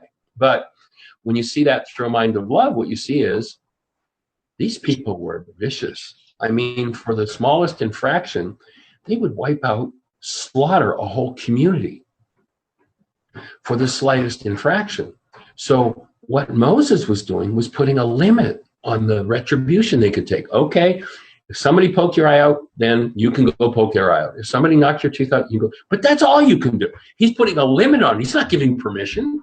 But again, read through a mind of hostility or fear, it looks like permission, and people are doing their violence and their viciousness at every turn. And it's Do you think it's going to take somebody actually rewriting the King James or whatever versions of the Bible in the correct terminology, or do you think this return of Christed consciousness, which, you know, religious people mistake as the return of the Messiah, I believe it's just going to be a return of the consciousness of love to the whole planet? We're all going to become ascended masters. Do you think it's going to take someone having to rewrite the Bible in a way that it's interpreted the way it was intended to be interpreted, or do you think the cosmic alignments are just going to take care of all of it? Well, I don't think the cosmic alignments are going to take care of the people who are committed to hostility and fear. We're in the we actually have published a book called Enlightenment. That is what we've published so far from the translation work we've done on the Kabor's manuscript. And that book starts to look at what was really being said. And when people can turn away from their fear-based doctrine and dogma and start to see differently, they'll start shifting. But I think what it's going to take, and why I do what I do the way I do it, you know, for 25 years, I've been on the road 6 to 10 months of the year. I go anywhere in the planet I'm invited. I pay my own expenses on my workshops are free. And why do I do that? Because actually one line that the physicist Yeshua delivered 2,000 years ago, he said, a little leavening leavens the whole loaf. I think we can be safe in assuring that he wasn't being assured that he wasn't talking about bread. He was talking about humanity. And so when we hit a critical mass, when we get enough actual humans incarnated in these forms, then there is going to be an energetic pattern that will strengthen on the planet, and every form will automatically have that as an option. And they won't have to do what it takes to get there, because the energetic pattern is there, and they'll automatically start to tap into it. They'll automatically know what forgiveness is. They'll automatically start to go into the process and move that stuff out. And in a very short time period, they'll walk through the gate. You know, we see that with a lot of younger people are attracted to the work that we're doing, and even 25 to 38-year-old age group. And they seem to have already come in with this sort of structure in their DNA to get this really fast. I mean, we tell them, they get it. And they don't seem to have to do as much work as some of the older generation. What I'd love to jump into, we've got about 15 minutes left, is we're living on the planet right now where we have really a huge amount of movement taking place that is good, that is people waking up. They're waking up to that we are love, that our thoughts create our reality, to this 21st century superhuman awareness. And but we've got this range, you know, one end of the spectrum of this kind of group of people is, well, let's do prayers and affirmations, you know, and the other end of the spectrum is, let's expose all the evil in the world, you know, and I think all of it is having beneficial effects, you know, when you take that whole spectrum. And yet, what advice would you give, and it's 11:44 right now on my clock, in no time. But what advice would you give to those of us who are out here in the field in our thinking? How do we transition from the different extremes and the different, because I know, and as Cami mentioned earlier, in some ways, if we're putting all our focus on exposing war, we're then perpetuating war. What is the balance in your understanding about that? How we can move forward, some words of wisdom maybe for moving forward in light of this Aramaic. And then I think the story of Moses in the desert would be really a great way to tie that story up. Maybe I think that's got some really awesome key points that I've heard you tell. So, right. Well, the story of, you look at that story and here's Moses wandering for 40 years. And you have to think logically. This is obviously a pretty bright group of people. How do you get lost in a 30 square mile area for 40 years? It's ridiculous. Of course, you two as ladies know exactly why, right? Moses wouldn't stop and ask for directions. Mrs. Moses asked 2 weeks later, they were in the promised land. But no, seriously, if you look at that story, you see that what had to happen to get out of the desert is the old generation had to die off. And generation doesn't mean everybody in old physical bodies. The root of the word is genari. It's cause. All of the causes held in the mind have to go. We have to do our work. And as we hit a critical mass of people who do that work, it's going to get easier and easier and easier for others to do their work. The energy space is open. There's a neat parable that Yeshua tells about the guy who goes into the field at 8 o'clock in the morning and works and toils all day long in the hot sun, and somebody else comes in at 11, and somebody else comes in at 3, and somebody comes in at 4:30, and work is over at 5. And the paymaster pays the guy who came in at 4:30 the same wage as the guy who came in at 8. And the guy that came in at 8 in the morning goes, I worked and toiled all day in the hot sun, and this guy came in at a half an hour, and you're giving him the same as you're giving me. And the story goes on to say, well, am I not giving you what I promised you? Isn't it my business if I choose to give the same to this person who's only worked a half an hour? And I think he's saying that, there'll be people who'll go through the gate early and they'll, there's going to be some slugging. There's some real work to do to understand this and to look at yourself and process through your own rage and guilt and grief and fear and pain. It's not an easy process. But each person who does that opens the gate so that those who come later have an easier time of stepping into that process. And so we each need to undo the generational patterns that have gone on. This multi-generational database has to have removed from it what never belonged in it. And hostility and fear simply never belonged. Then when it comes to, well, what about all the insanities in the world? Well, the insanities in the world are just a reflection of what's going on in the carbon-based memory of the people who are doing it. How do you heal what's in carbon-based memory? You shine the light of love on it. You bring the active presence of love. So if somebody's going to go out and protest because they're enraged about what this rage-filled person is doing, they are a contributor to what the rage-filled person that they're enraged with, they say they're enraged with, is doing. They're energetically supporting what's happening, even though in their heads they're saying, I'm against it. By having rage about it, they're actually supporting it. Yeshua called that a house divided against itself.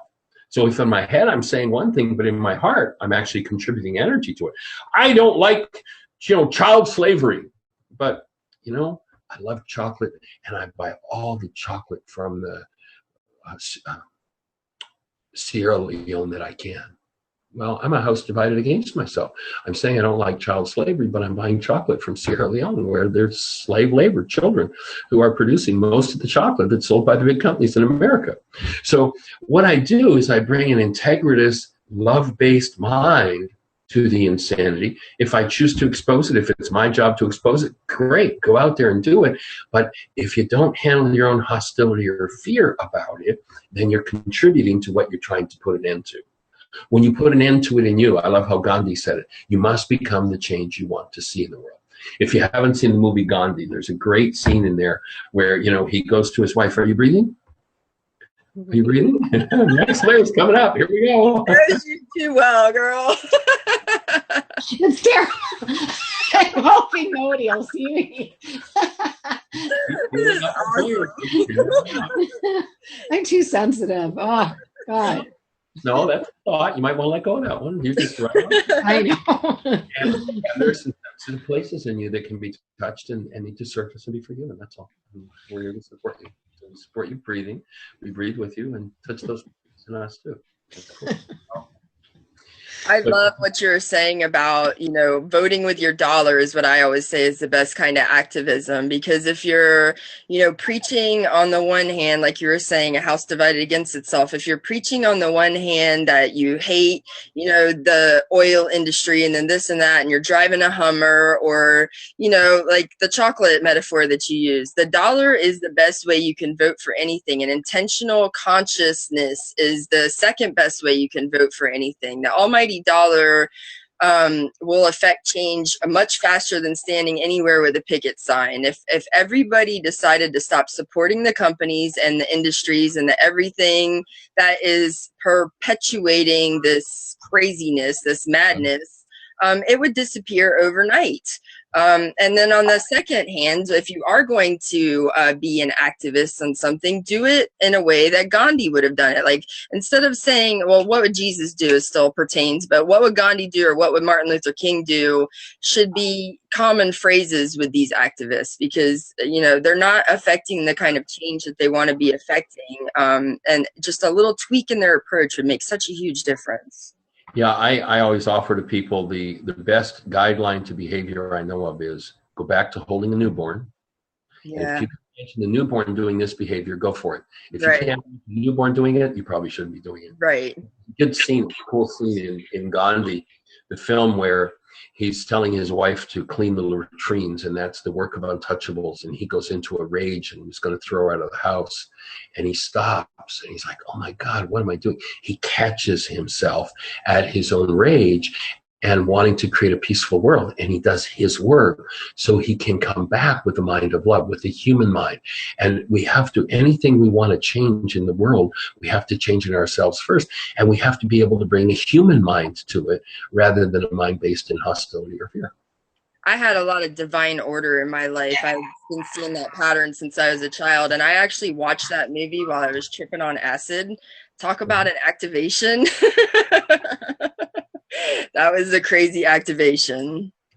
Yeah. I just want to say yes, yes, and more yes. You're saying exactly what I tell people every day, which is don't go out and try to change the world. Work on self-mastery, work on changing yourself and clearing out your data, and everything around you will change. Your reality will change. My reality has changed. It's personally changed in my life by doing this work without even talking to the people or people around me that I wanted it to change with. So right there shows you that it can shift. You don't even have to approach these people that are coming into your field or problems you have with family members. You can do the work and it will go. The reality will change. The parallel world will shift. You're living in one world, and that world you want is over here. You just have to align your frequency with it and get into it, because right now your frequency is aligned with all this stuff. You're merely resonating into the field.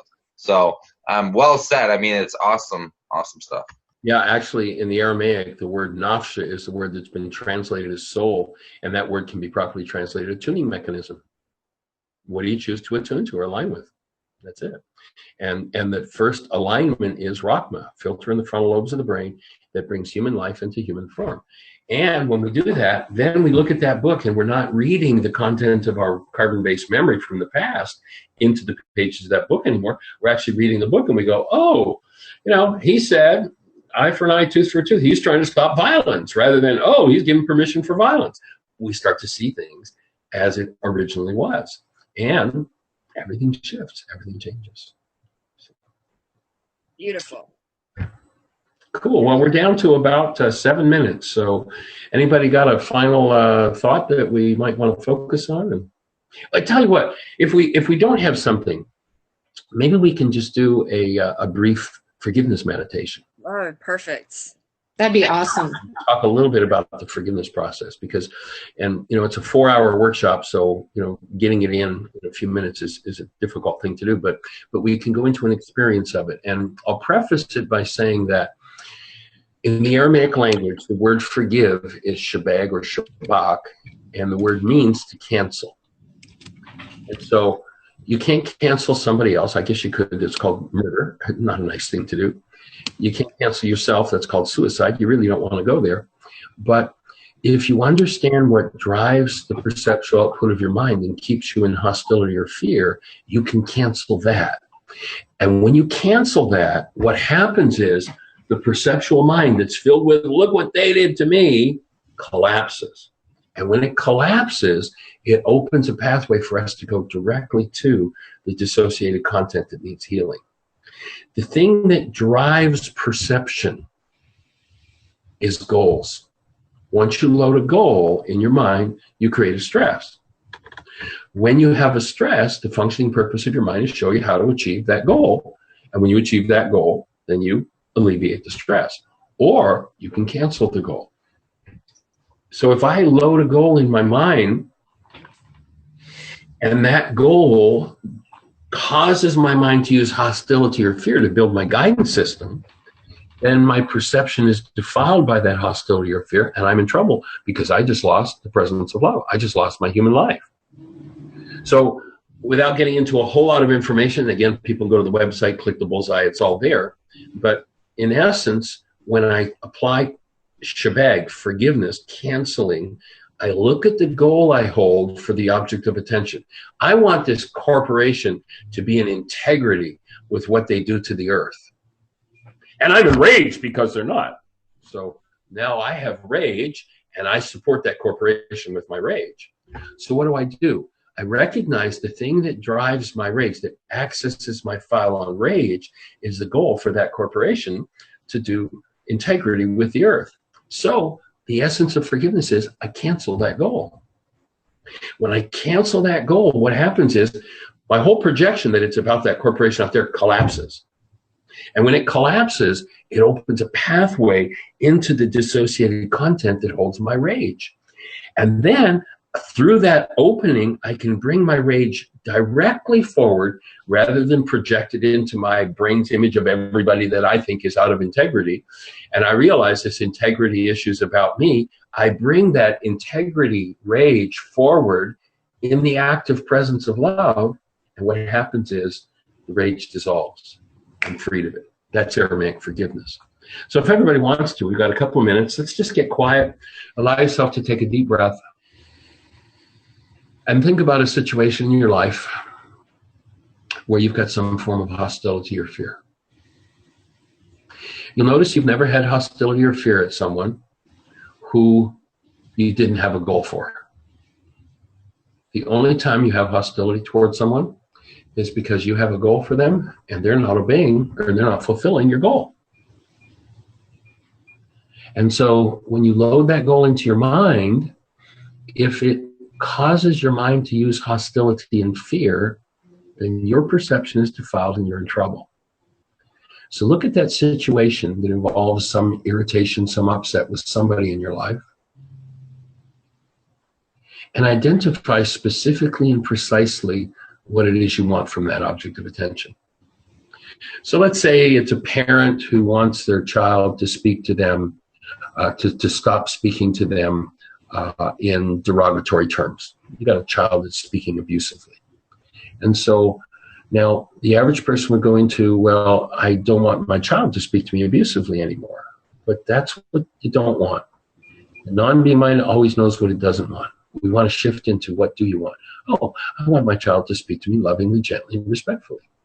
So now, recognizing that when I load the goal for my child to speak to me lovingly, gently, and respectfully, I go into rage, then I cancel my goal for my child to speak to me lovingly, gently, respectfully. So whatever the goal is you hold for the object of attention that you're thinking about, cancel that goal and just watch where your mind goes. What it will tend to do is to drop to the next level of unconsciousness where the core issue is hidden. And as you breathe and let that core issue come forward, hold to the active presence of love. Tap into that newborn energy. And when the unconscious pain meets the newborn energy, the active presence of love, what happens is it dissolves and forgiveness occurs. Your part in doing the process is to cancel the goal. And then, if you recognize you've got an issue that's bigger than just, some short-term thing that's going on in your world, maybe it's been going on for generations. What Yeshua taught about 2,000 years ago is that there was a, so to speak, super processor in us, a power that if we invited her, it was her feminine power, into activity, she would undo the effects of errors and teach us the truth. Her name was Rukutukucha. The Greek translators, the Holy Spirit. There's nothing about a disembodied spirit being. There is an elemental force in you. And so we're going to leave you with the idea of continuously inviting that elemental force that knows how to reach to the depth of your genetic toes, undo the effects of your errors, and teach you the truth. And the truth is, you're made of this stuff called love. And that's what we're here for. Namaste. Beautiful.